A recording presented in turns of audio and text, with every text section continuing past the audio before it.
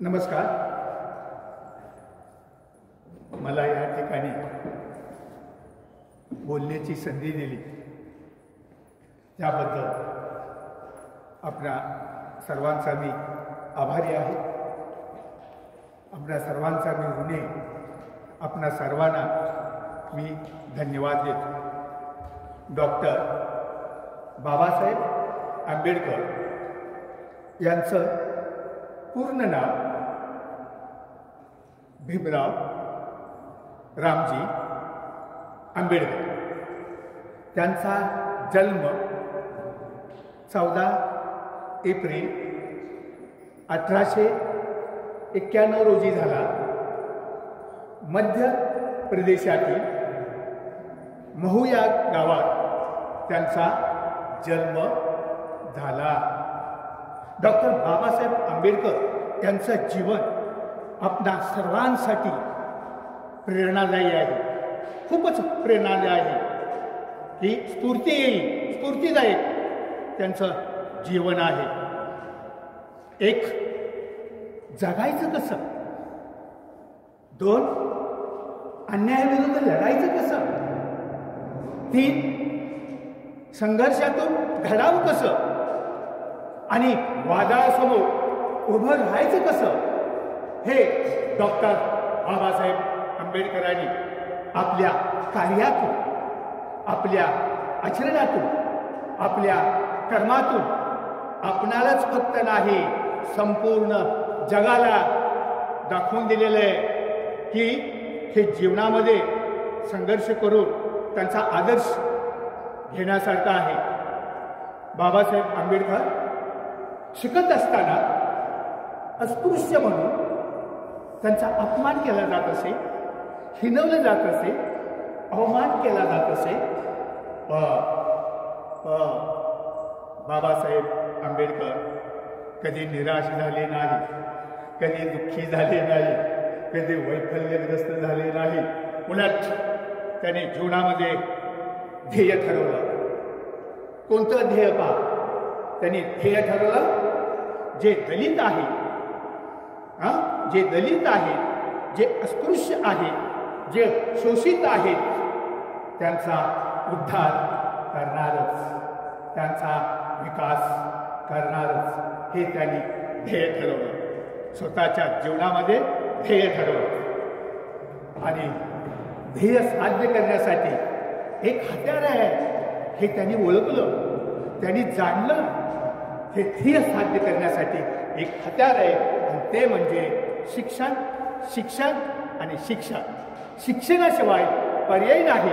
शिक्षणाशिवाय माझ्या दलित बांधवांचा विकास होणार नाही हे त्यांनी जाणलं आणि म्हणूनच ते म्हणतात, शिका, संघटित व्हा आणि संघर्ष करा. शिका, संघटित व्हा आणि संघर्ष करा. कारण शिक्षण हे वाघिणीचं दूध आहे. शिक्षण हे वाघिणीचं दूध आहे. जो ते घेईल तो भुरभुरल्याशिवाय राहणार नाही, तो भुरभुरल्याशिवाय राहणार नाही असे बाबासाहेब आंबेडकर म्हणायचे. बाबासाहेब आंबेडकर यांनी त्यांच्या आयुष्यात 32 पदव्या संपादन केल्या, 32 डिग्र्या घेतल्या, मिळवल्या. म्हणजे ह्या शिक्षणाचा उपयोग काय करायचा, त्यांनी शिक्षणाचा उपयोग कसा केला पहा, तर कशासाठी केला. जे माझे शोषित बांधव आहेत, दलित बांधव आहेत, अस्पृश्य बांधव आहेत, त्यांना संघटित करण्यासाठी, एकत्र करण्यासाठी ह्या शिक्षणाचा त्यांनी उपयोग केलेला आहे. लक्षात ठेवा, राज्यघटना लिहिताना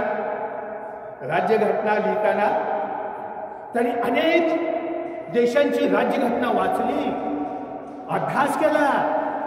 तसेच आपली वेद, मनुस्मृती हे ग्रंथ वाचले आणि बाबासाहेब आंबेडकरांनी वेद आणि मनुस्मृती याच्यावरती झरी टीका केलेली, कडाडून टीका केलेली. कारण कारण त्या ग्रंथानुसार सर्वांना शिक्षणाचा अधिकार नव्हता, शिकण्याचा अधिकार नव्हता.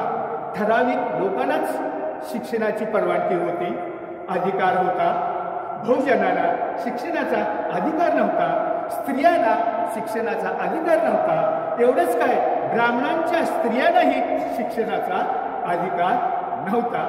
जे दलित आहे त्यांना वेद पठण ऐकण्याचा अधिकार नव्हता, वेद वाचन ऐकण्याचा अधिकार नव्हता.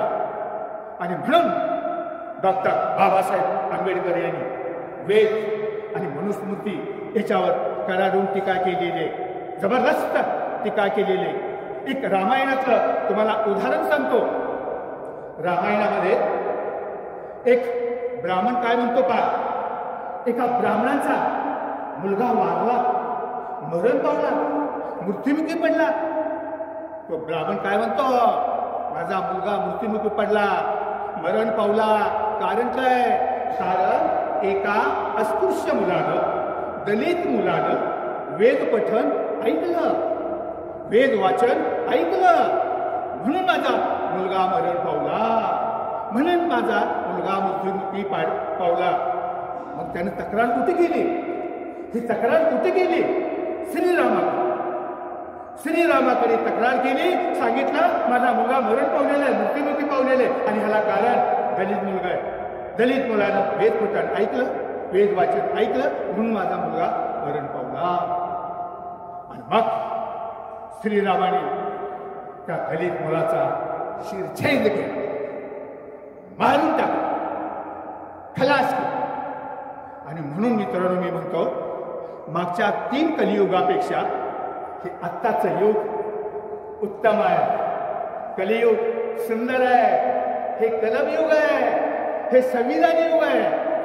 मागच्या 3 युगापेक्षा हे कलियुग सुंदर आहे. हे आताचं कलियुग सुंदर आहे. मागच्या 3 युगामध्ये बहुजनांना शिकण्याचा अधिकार नव्हता. 3 युग कोणती? सतयुग, त्रेतायुग, द्वापरयुग. त्रेतायुगात आणि द्वापरयुगात बहुजन गुलामगिरीत जीवन जगत होते. आता तसं नाही. आता आपण ग्रंथ वाचू शकतो, कोणतीही पुस्तकं वाचू शकतो. आता जर दलितांनी, बहुजनांनी, दलित माणसांनी, शोषितांनी कोणतेही पुस्तक वाचलं, कोणतेही ग्रंथ वाचले तर कोणीच आपल्याला मारू शकत नाही. आणि कोणी मारणार असेल, पण कोणी मारला असेल तर तो तुरुंगात खरी फोडायला जाईल. हे कलमयुग आहे, हे संविधान युग आहे, हे उत्तम युग आहे. पण जवळजवळ 95% लोक सांगतात कलियुग खराब आहे. कलियुग खराब नाही, कलियुग एकदम उत्तम आहे. मागच्या 3 युगामध्ये फार बहुजनांची हालत झालेली आहे. म्हणून एक कलियुग लक्षात ठेवा, उत्तम आहे.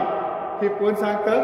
डॉक्टर बाबासाहेबांनी हा पराक्रम केल्यामुळं की आपलं हे उत्तम झालेलं आहे. त्यांनी एवढंच नाही तर राजघटना ते लिहिताना सांगतात, राजघटना लिहिताना मला फारसा त्रास झाला नाही. राजघटना लिहिताना सांगतात मला फारसा त्रास झाला नाही.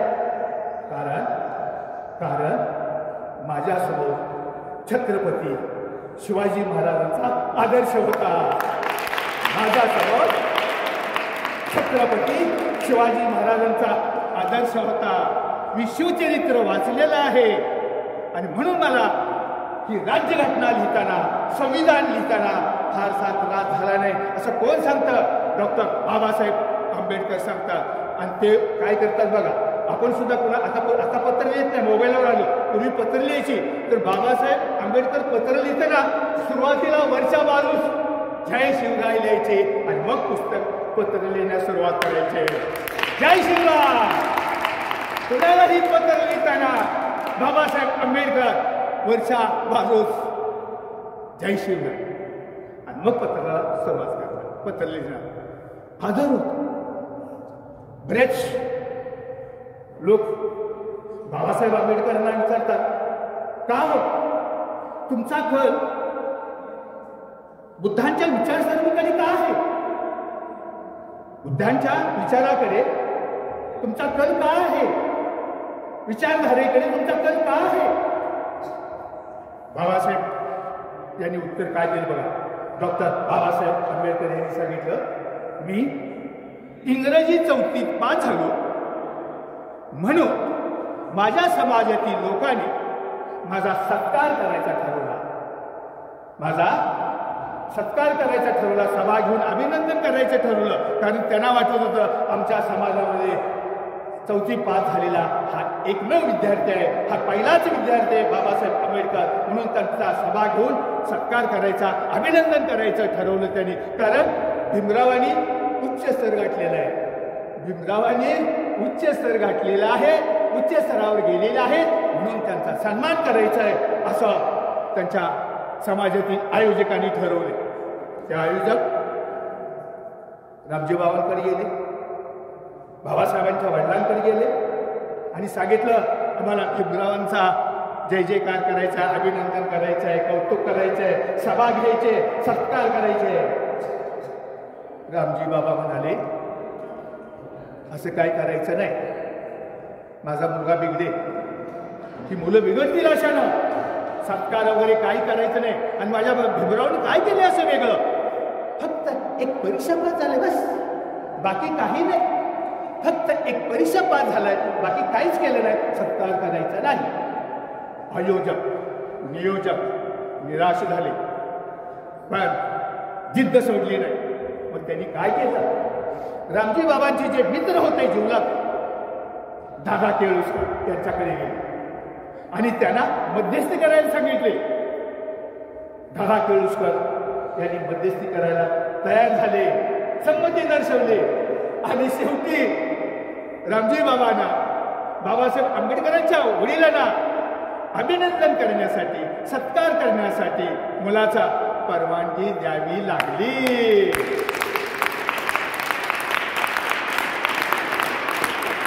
आणि मग सभा संपली. सभेचे अध्यक्षस्थान कोणाकडे होतं? दादा केळुसकर. त्यावेळेचे विद्वानग्रस्त होते, प्रतिष्ठितग्रस्त होते, विद्वानग्रस्त होते, ते अध्यक्ष होते. सभा संपली, अध्यक्षांचं भाषण झालं आणि अध्यक्षांचं भाषण झाल्यावर भीमरावांना त्याने एक पुस्तक प्रेझेंट दिलं, पुस्तक भेट दिलं, एक पुस्तक भेट दिलं. ते भीमरावांनी पाहिलं, आवडलं आणि त्या पुस्तकाचं नाव होतं बुद्धचरित्र. बुद्धचरित्र. आणि ते बाबासाहेब आंबेडकरांना आवडलं, भावलं. आणि मग ज्यांनी प्रश्न विचारले, तुम्ही गौतम बुद्धाचा जो विचार आहे त्या बाजूला तुम्ही का जाता, तर तिकडे का आहे, त्या विचारधाराकडे का आहे, तर त्यांनी सांगितलं बुद्ध जी तत्व आहेत बुद्धांची, गौतम बुद्धांची, ती मानवतावादी, विज्ञानवादी, म्हणून मला गौतम बुद्धाचं तत्व आवडतं असं त्यांनी त्या उत्तर त्यांना सांगितलं. सर्वांना जे जे प्रश्न त्यांना विचारत होते त्यांना सांगितलं, सर्वात जो धर्म आहे तो श्रेष्ठ धर्म आहे मानवतावादी, विज्ञानवादी, तो गौतम बुद्धांचा धर्म आहे असं त्यांनी सांगितलं. पुन्हा त्यांची 10वीची परीक्षा तालुक्याला. आता तालुक्याला सर्व जाऊन राहू शकत नाही, परिस्थिती गरिबीची. सर्व कुटुंब तालुक्याला जाऊन राहायचं, खर्च येणार जास्त.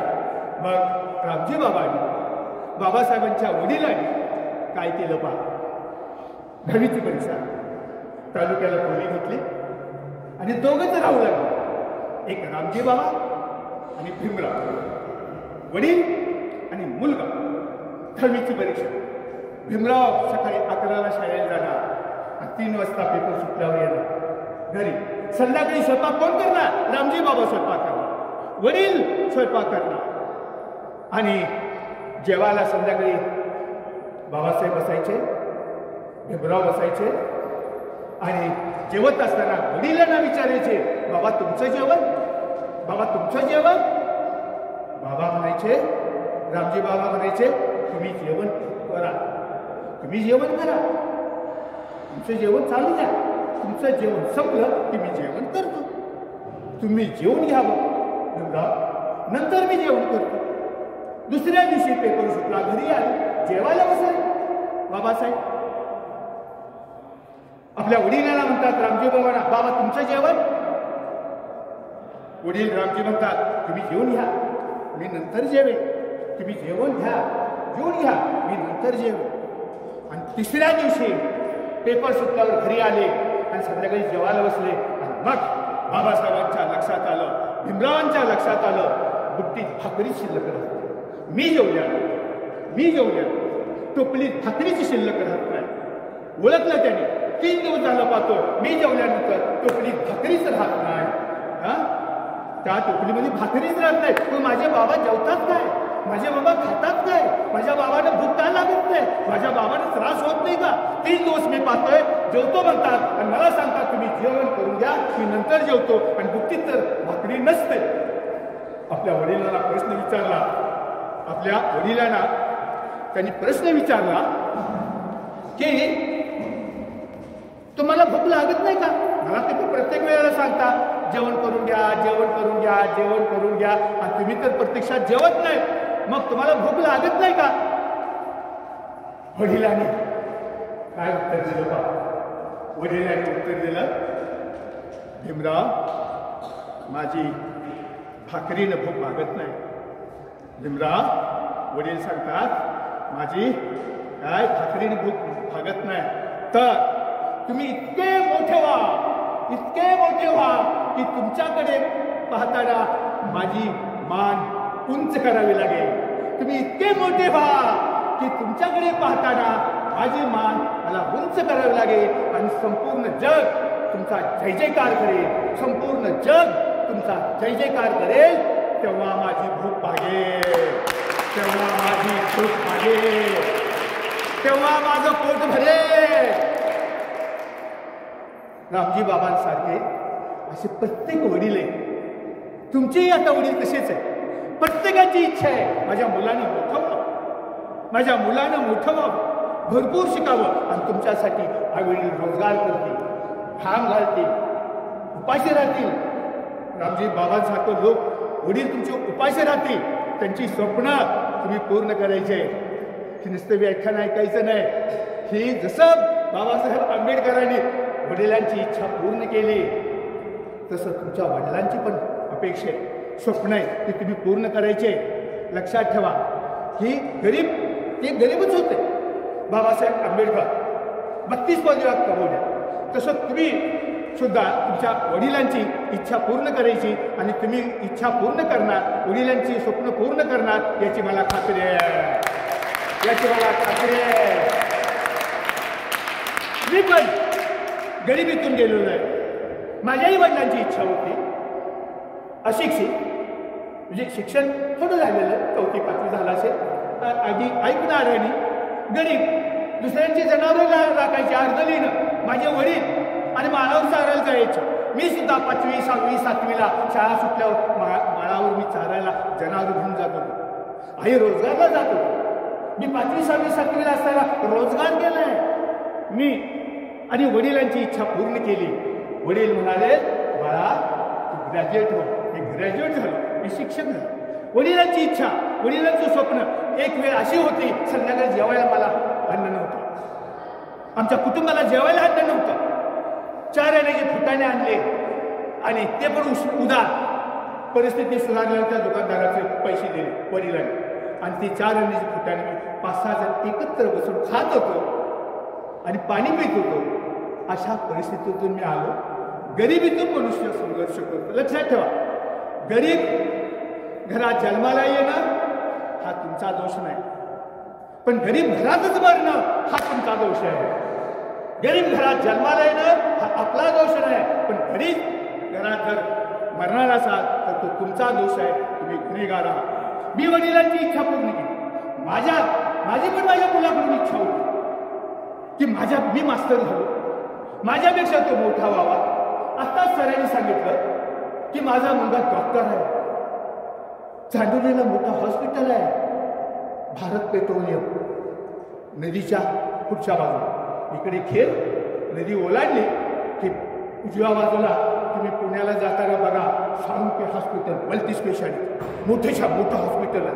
50-60 कर्मचारी आहेत. सुनबाई डॉक्टर आहे. माझी वडिलांची इच्छा मी पूर्ण केली आणि माझी मुलांनी इच्छा पूर्ण केली. क्या बात है, क्या बात है. गरिबी तो खायला एक वेळ अन्न नव्हतं, पण वडिलांची इच्छा मी पूर्ण केली आणि माझी इच्छा होती त्यानं मास्तर होता का म्हणे माझ्यापेक्षा मोठं व्हावं. आज हृदयरोग नाही कधी गेला तर भेटा, पेशंट म्हणून नको. उजव्या बाजूला एसटीतून बघितलं तरी मोठं हॉस्पिटल दिसते भारत पेट्रोल. मला ह्याच्यातून एवढंच सांगायचं आहे, तुमच्या वडिलांची इच्छा असेल की ते शेतकरी ते मजुरी करतात तर तुम्ही शिक्षण पूर्ण करा. एवढं मला म्हणायचं आहे. म्हणजे असं नका म्हणू. बरेच जण काय म्हणतात तू का शिकला नाही रे, का शिकला नाही. तू काय म्हणतो माहिती का, आमची ना गरीब परिस्थिती होती म्हणून मी शिकलो नाही. बाबासाहेब आंबेडकरांची काय श्रीमंत परिस्थिती चांगली होती, चांगली होती. खायला अन्न नसायचं. गाडीत बसले तर नंतर त्या गाडीवानला कळलं की तो अस्पृश्य आहे, गाडीतून त्याला मध्येच रस्त्यात सोडायची.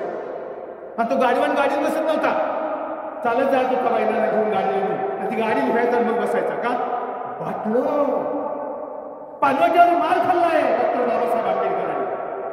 आज भारतात एकमेव व्यक्ती बाबासाहेब आंबेडकर आहे, त्यांच्यासारखं कुणाचं शिक्षण झालं नाही, कुणाचं झालं नाही. 32 डिग्र्या 32 पदव्या, त्यांच्यासारखं कुणाचंच शिक्षण झालं नाही. गरीब होती तुम्ही सांगू नका आमची परिस्थिती नाचता येत नाही अंगणवाडीत. हा गरीब परिस्थिती तुम्हाला तुमच्या माहितीसाठी सांगतो. जेवढे ह्या जगामध्ये महापुरुष होऊन गेले त्यातील जवळजवळ 97-98% लोक गरीब घरातून महापुरुष झालेले. बाबासाहेब गरीब घरातून महापुरुष झालेले, गरिबीतून महापुरुष झालेले 97-98% वाचन करा. आणि 2-3% पंडित नेहरू सारखे फक्त 2-3% की गर्भ श्रीमंत असणारे महापुरुष झाले. तुम्ही भाग्यवान आहात. मला खात्री आहे उद्याची तुम्ही महापुरुष होणार. कमी लेखू नका स्वतःला. बाबासाहेब आंबेडकरांचा आदर्श घ्या. आणखी एक गुण सांगतो बाबासाहेब आंबेडकरांचा. हे वाचा लागले ना, पुस्तक वाचलं ना की कधीच विसरत नसो. एकदा पुस्तक वाचलेलं की कधीच विसरत नसो. त्यांना जर 10 वर्षानंतर सांगितलं अमुक अमुक पुस्तकातलं अमुक पॅरेग्राफमधलं 5व्या वळीत काय लिहिलंय तर ते बरोबर सांगायचे. काय ही त्यांची जी बुद्धी आहे ते आकाशातून टपकली नाही. त्यांची बुद्धी आकाशातून टपकली नाही, त्यांची स्मरणशक्ती आकाशातून टपकली नाही. त्यांनी कमावले. आता कशी कमावली पहा. मी गरीब आहे म्हणून ते काय करायचे, जे नवीन पुस्तक हातात पडेल ते एकाग्रतेने वाचायचे, मन लावून वाचायचे, लक्ष देऊन वाचायचे. कारण हे पुस्तक पुन्हा मला विकत घेता येणार नाही. ते लक्ष देऊन का वाचत होते, मी गरीब आहे मला विकत घ्यायला पुस्तकं नाही म्हणून जे पुस्तक हातात पडेल नवीन ते लक्ष देऊन वाचायचं. कारण काय सांगावं, उद्या ते पुस्तक मिळेल अगर न मिळेल. जे श्रीमंत लोक आहेत ते विकत घेऊ शकतात लायब्ररीमधून, ग्रंथालयातून, स्टॉलमधून. पण हे पुस्तक पडलं हातात की त्यांच्या डोक्यात आता हे पुस्तक कोणा मिळणार नाही आपल्याला. एकाग्रतेने वाचायची, मन लावून वाचायची. आणि म्हणून त्यांची स्मरणशक्ती वाढली, बुद्ध्यांक वाढला. कमावली. केल्याने होत आहे, आधी केलेची पाहिजे. आत्मा परमात्मा मोक्ष याला बुद्ध धर्मात स्थान नाही. घरी गेल्यावर घेऊ ठेवा. आत्मा परमात्मा मोक्ष याला काय आहे त्या बुद्ध धर्मामध्ये स्थान नाही. जे दिसतंय ते सत्य. जगात बाबासाहेब आंबेडकर म्हणतात एकमेव बौद्ध धर्म असा आहे की तिथे अंधश्रद्धा नाही, तिथे अंधविश्वास नाही. विश्वास ठेवा, सत्ता ठेवा, देव दिसेल, अल्लाह दिसेल, वाण दिसेल. सत्ता म्हणजे विश्वास ठेवा, अगर न ठेवा हे सत्य आहे. तेच त्या धर्मामध्ये सांगितलेले मानवतावादी तो धर्म आहे. लक्षात ठेवा. बाबासाहेब आंबेडकर सांगतात विज्ञानवादी तो धर्म आहे. जवळजवळ 35 वर्ष बाबासाहेब आंबेडकरांनी सर्व जगातले धर्म वाचले, ग्रंथ वाचले, सर्व ग्रंथ वाचले आणि आत्मा परमात्मा बरोबर ना, मोक्ष हे इतर धर्मात आहे. दुसऱ्या धर्म अनेक 5000 धर्म आहेत जगामध्ये. इतर धर्मामध्ये आत्मा आहे, परमात्मा आहे, मोक्ष आहे. दुसऱ्या धर्मात स्थान आहे, दुसऱ्या धर्मात स्थान असू शकतं.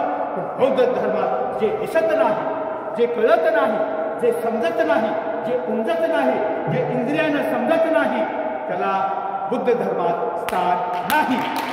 जे सत्य आहे तेच बुद्धीचा वापर करा, वैज्ञानिकदृष्ट्या पहा असं गौतम बुद्ध सांगतात. आणि म्हणून तो श्रेष्ठ आहे, तो धम्म आहे, बुद्ध धम्म आहे, तो सर्वात जास्त श्रेष्ठ आहे असं कोण सांगतं?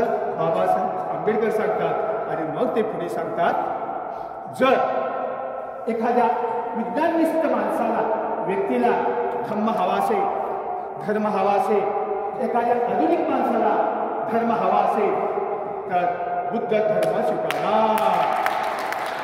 जगामध्ये सर्वश्रेष्ठ मानवतावादी, भेदाभेद नाही तिथं. असं नाही स्त्रियांनी शिकायचं नाही, पुरुषांनी शिकायचं असं तिथं नाही. सर्वांना समान. मुलींनाही स्वातंत्र्य, मुलींनी पण शिकावं, काय स्त्रियांनी पण शिकावं. इतर धर्मात तसं नाही, तिने घरात बसायचं, चूल आणि मूल. तसं तो धर्म सांगत नव्हता. म्हणून तो धर्म ग्रेट आहे. आंब्याच्या बागेत गौतम बुद्ध बसलेले होते. तुमच्यासारखी 4-5 मुलं आंब्याच्या बागेत आली.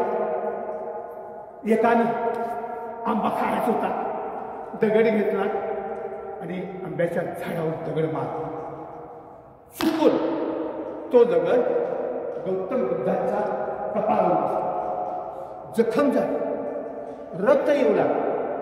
गौतम बुद्धांच्या डोळ्यातून अश्रू येऊ लागले. ती मुलं घाबरली, पळून जाण्याचा विचार करत होती. पण नंतर त्यांच्या डोक्यात विचार बदलला, नाही पळून जायचं. पळून जायचा बेत कॅन्सल केला. आपलं काही चुकलं नाही. आपण आंब्याच्या झाडाला दगड मारताना चुकून, मुद्दाम नाही, आम्ही मुद्दाम गौतम बुद्धाला मारलेलं नाही, चुकून लागलेलं आहे. आपली काही चूक झाली नाही. पळून जाण्याचा विचार बदलला आणि भीत भीत भीत भीत भीत भीत गौतम बुद्धाजवळ आले. ज्या झाडाच्या खाली ते बसलेले होते तिथे आले. आणि ते मुलं काय म्हणतात, फार लागलं का हो, फार जखम झाली का तुम्हाला, फार लागलं का, फार वेदना होतात का? गौतम बुद्ध त्या मुलाला म्हणाले, नाही रे बाळानो, नाही. मग तुम्ही रडता का, मग तुम्ही का रडता? गौतम बुद्धाने काय उत्तर दिले पहा. गौतम बुद्ध म्हणतात, तुम्ही झाडाला दगड मारला तर झाडाने तुम्हाला 2 आंबे दिले. तुम्ही झाडाला दगड मारला, जरी नेम चुकला तरी झाडावरचे 2 त्या फांद्या हल्ल्यामुळे पडतात. झाडाला तुम्ही दगड मारला, तुम्हाला झाडाने 2 आंबे दिले आणि चुकून मला तुम्ही दगड मारला. मी तुम्हाला काही देऊ शकत नाही म्हणून मी रडत आहे. किती विचार करायचे बाबा. ते गौतम बुद्ध का रडत होते ते सांगतात. तुम्ही दगड मारला झाडाला तर झाडाने तुम्हाला 2 दगड आंबे दिले. तुम्ही मला चुकून दगड मारला पण मी तुम्हाला काही देऊ शकत नाही म्हणून मला वाईट वाटतं आणि म्हणून माझ्या डोळ्यातून आनंद असू येतात. याला म्हणायची करुणा. गौतम बुद्ध म्हणतात, इतर समाजासाठी प्रत्येकाच्या मनात करुणा हवी.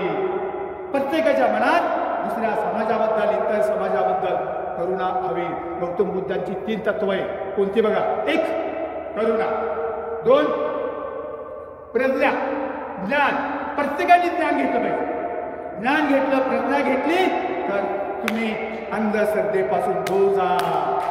तुम्ही अंधश्रद्धेपासून दूर जा. तुमच्या जीवनात अंधश्रद्धेला स्थान देणार नाही. तुमच्या जीवनात अंधश्रद्धेला स्थान देणार नाही. कारण हे महत्वाचं आहे. आणि 3रं तत्व शील, कॅरेक्टर, चारित्र्य उत्तम पाहिजे.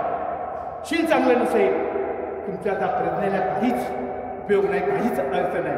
आणि म्हणून गौतम बुद्ध म्हणतात आपल्या जीवनात 3 सिद्धांत हवे, 3 तत्व हवी. कोणती? एक, करुणा. देशाबद्दल समाजाबद्दल करुणा पाहिजे, प्रेम पाहिजे. 2, प्रज्ञा पाहिजे. मनुष्य डोक्याचा वापर करतो, अंधश्रद्धेच्या आधी जात नाही, आपल्या जीवनात अंधश्रद्धेला स्थान देत नाही. आणि 3, शील, कॅरेक्टर. असं. आणि मग डॉक्टर बाबासाहेब आंबेडकर म्हणतात हे 3 तत्व आहेत गौतम बुद्धांची. 1, करुणा. 2, प्रज्ञा. 3, शील. या 3 तत्वांची मी सांगड घालून माझं जीवन चालवीन, माझं जीवन चालवीन, असं कोण म्हणतात? बाबासाहेब आंबेडकर म्हणतात. बघा तुझी तत्व गौतम बुद्धाची. बुद्ध किती चांगले आहेत पहा. आणि म्हणून कधी पण तुम्ही लक्षात ठेवा, याच्या आधी जायचं नाही. गौतम बुद्धाची जी तत्व आहे ते तुम्ही अंमलात आणायची. तुम्हाला याचं पण सांगितलं आंब्याच्या झाडाचं, ते एक उदाहरण दिलं गौतम बुद्धाचं. निसर्ग हा भेदभाव करत नाही, निसर्ग हा भेदभाव करत नाही. सकाळी उगवताना सूर्य, सकाळी उगवताना सूर्य सर्वांना सारखा प्रकाश देतो, सर्वांना समान प्रकाश देतो, भेदभाव करीत नाही. सूर्य हा कुठल्या जातीचा आहे, तो कुठल्या जातीचा आहे, हा कुठल्या सर्वांना सूर्य समान अधिकार, समान प्रकाश. उगवत्या सूर्याचा रंग भगवा आहे, पण त्याला आपण हिंदू म्हणत नाही. उगवत्या सूर्याचा रंग भगवा आहे, पण त्याला आपण हिंदू म्हणत नाही. निसर्गाचा रंग हिरवा आहे, आपण त्याला हिंदू मुस्लिम म्हणत नाही. हिरवा रंग आपण त्याला मुस्लिम म्हणत नाही. आणि अखंड सागर वाहणारा सागर वाहतो, त्याचा रंग निळा आहे, आपण त्याला बुद्ध म्हणत नाही, बुद्ध म्हणत नाही. मग निसर्ग भेदाभेद करत नाही आणि निसर्ग भेदाभेद करत नाही, पण आपणच भेदाभेद का करतो? माणसंच भेदाभेद का करतात? हा उच हा नीच असं सांगतात. अरे खळखळणारं पाणी, मुलांना लक्ष द्या, खळखळणारं पाणी, त्या पाण्यावर सगळ्यांचा हक्क आहे, सर्वांचा अधिकार आहे. मग आपण दलितांना पाण्याला स्पर्श का करून देत नाही? विहिरीला स्पर्श का करून देत नाही? पाणवट्यावर पाणी पिऊ का देत नाही? बाबासाहेबांनी सुद्धा मारलं लहानपणी, अस्पर्श लोक, कलंक आंघोळ करतात. हे निसर्ग भेदभाव करीत नाही आणि तुम्ही भेदभाव का करता, असं बाबासाहेब आंबेडकर म्हणतात. लक्षात ठेवा. एक दिल्लीचा पत्रकार होता, दिल्लीचा पत्रकार, आता थोडक्यातच आवड, दिल्लीचा पत्रकार. तो दिल्लीत रात्री 2 वाजता फेरफटका मारला, रस्त्यावरून चालू लागला. चालता चालता चालता चालता पंडित जवाहरलाल नेहरू यांच्या घराजवळ आला. दिवे मारवलेले, पंडित नेहरू झोपले. पुन्हा चालत चालत चालत मौलाना आझाद यांच्या घराकडे आला. दिवे मालवलेले आणि मौलाना आझाद झोपलेले. नंतर पुढे चालत चालत चालत सरदार वल्लभभाई पटेल यांच्या घराजवळ आला. दिल्लीचा पत्रकार, दिवे मालवलेले, सरदार वल्लभभाई पटेल झोपलेले. आणि नंतर चालत चालत डॉक्टर बाबासाहेब आंबेडकर यांच्या घराजवळ आले. दिवे सर्व चालू होते, मालवलेले नव्हते. दिवे सर्व चालू होते आणि बाबासाहेब खोलीत काहीतरी करीत होते. त्या दिल्लीच्या पत्रकाराला उत्सुकतेने त्या खिडकीतून पाहिलं तर बाबासाहेब आंबेडकर रात्री 2:30 वाजेपर्यंत लिखाण चालू होतं. दिल्लीचा पत्रकार बाबासाहेबांच्या घरात गेला आणि बाबासाहेबांनी सांगितलं, मी पंडित नेहरूजींच्या घराजवळ गेलो. दिवे मालवलेले होते, ते झोपलेले होते. मी मौलाना आझाद यांच्या घराजवळ गेलो, दिवे मालवलेले होते, मौलाना आझाद झोपलेले होते. नंतर मी सरदार वल्लभभाई पटेल यांच्या घराजवळ गेलो, दिवे मालवलेले होते आणि ते झोपलेले होते. सरदार वल्लभभाई पटेल झोपलेले होते आणि मी आता तुमच्या घरी आलोय. तुमचे दिवे चालू आहेत आणि तुम्ही जागे आहात. असे का? दिल्लीचा पत्रकार म्हणतो असे का? आता पुढचं उत्तर ऐका आणि जोरात टाळ्या वाजवायच्या. त्याला उत्तर काय दिलं पहा. म्हणजे तो काय म्हणतो, सगळे झोपले, नेहरू झोपलेले आहेत, मौलाना आझाद झोपलेले आहेत, 2-2.5ला हे आपले पटेल झोपलेले आहेत आणि तुम्ही 4:30ला रात्री जागे का? दिल्लीचा पत्रकार. आणि मग त्यांनी उत्तर काय दिलं, घरी लिहून ठेवा.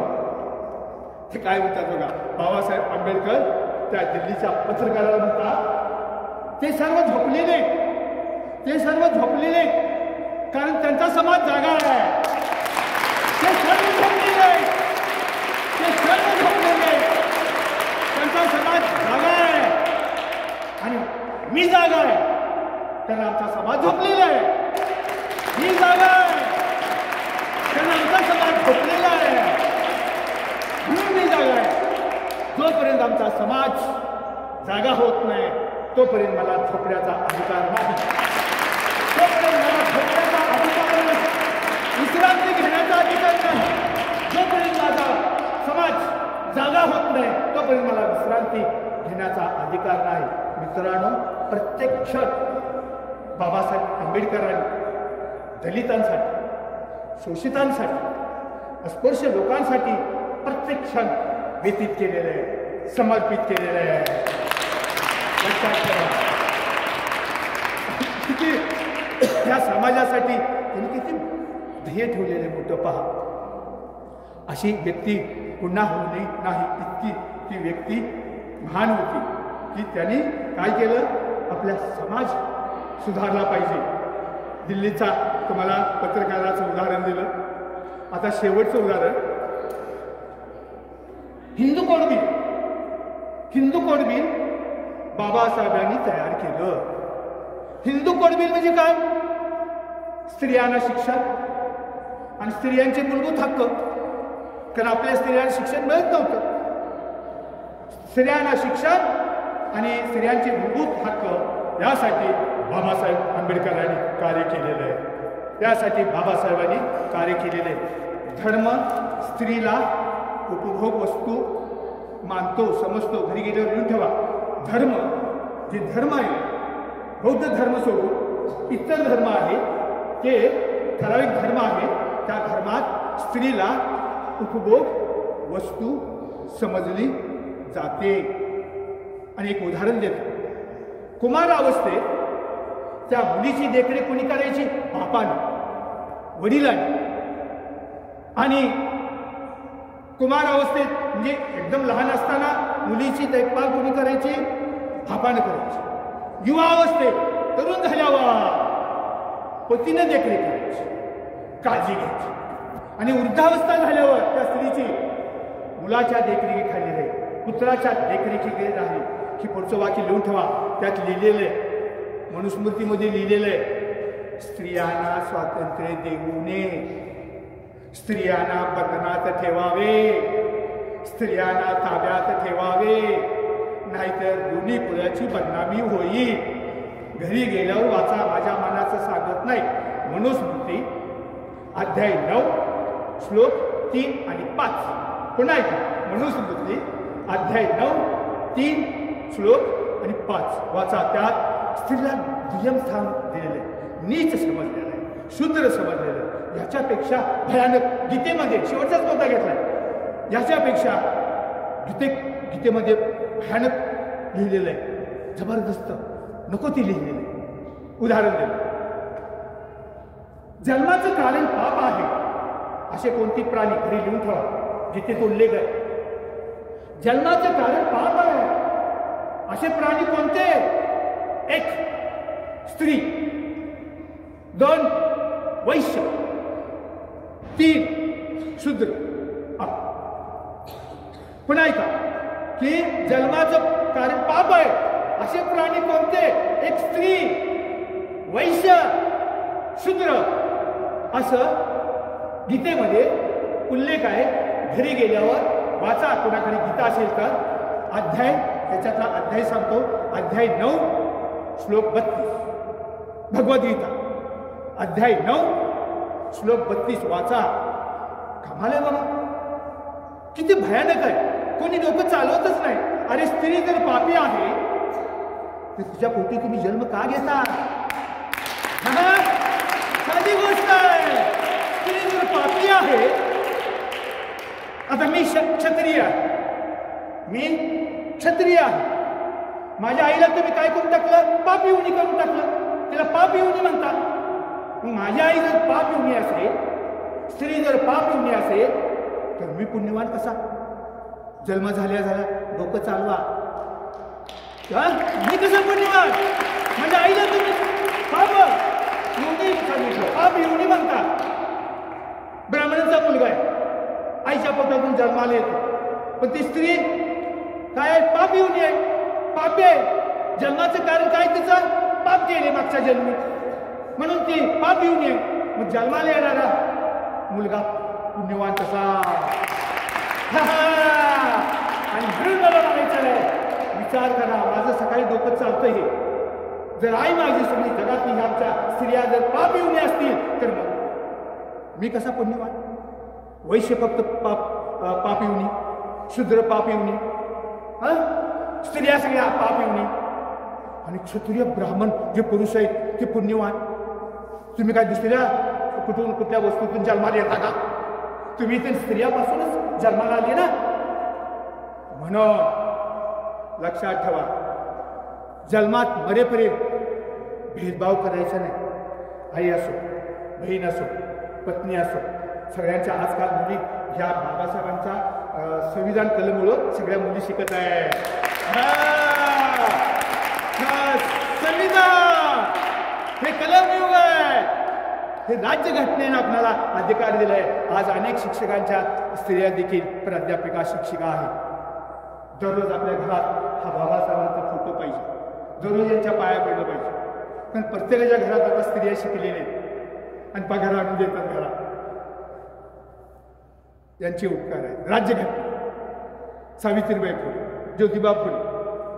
आणि एक लक्षात ठेवा, बाबासाहेब आंबेडकर शिवाजी महाराजांना, गाडगे महाराजांना आणि महात्मा ज्योतिबांना गुरु मानत असत. लक्षात ठेवा, ते गुरु मानतात, आदर्श मानतात. काय तर याच्यासाठी मग 2 मिनिटात संपवतो. सावरकर काय म्हणतात? वेद, मनुस्मृती यांच्या एड्यात तोडा. विनायक, दामोदर, सावरकर काय म्हणतात का? वेद, मनुस्मृती या ग्रंथाच्या एड्यात तोडा. विज्ञान युगाची कास धरा, विज्ञान युगाची कास धरा, शिक्षणाची कास धरा, यंत्रयोगाची कास धरा. कोण सांगतं? सावरकर. आणि म्हणून सावरकर आणि बाबासाहेब आंबेडकर हे दोघे जे आहेत महान पुरुष, ते विज्ञानवादी होते, विवेकवादी होते, तत्ववादी होते, बरं का? ते तार्किक होते आणि मानवतावादी होते. लक्षात ठेवा, मानवतावादी होते.